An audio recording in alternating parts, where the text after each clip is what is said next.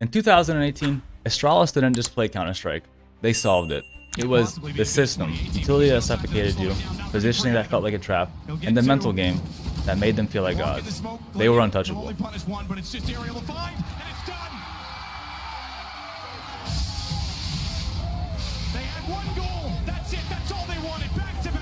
When you start the season off 2-0, your brain starts doing a dangerous thing. You start thinking you found it. You think you've built your own mini dynasty. You start feeling immortal? But the problem is, with building the perfect system, is that when one gear slips, the whole machine tends to come down. 2-0. It's the dream start, but in ESEA Open, it's also a target on your back. Welcome back to the road to ESEA Advanced. I'm Manu, and last week we proved we belong here. But as every competitive player knows, the higher you climb, the harder the competition gets, and they want to knock you down.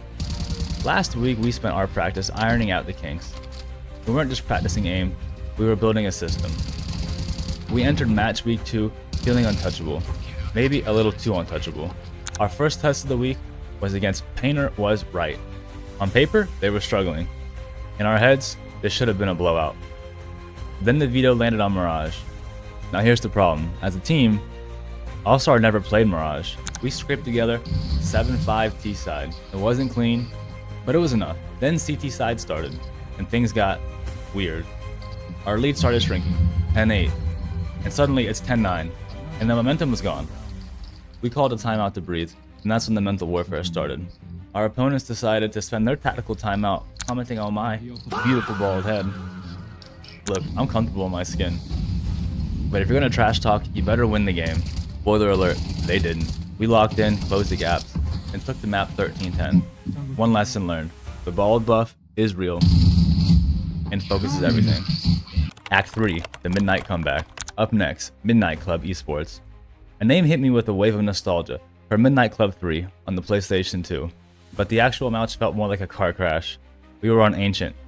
We win the knife round, we choose CT, and then we forgot how to play. We started the map off 0-5, and on Ancient CT side, that was a nightmare. Doubt started to settle in. We had to strip it back, stop overthinking on utility, and just play our fundamental Counter-Strike. This retake on A site was the spark.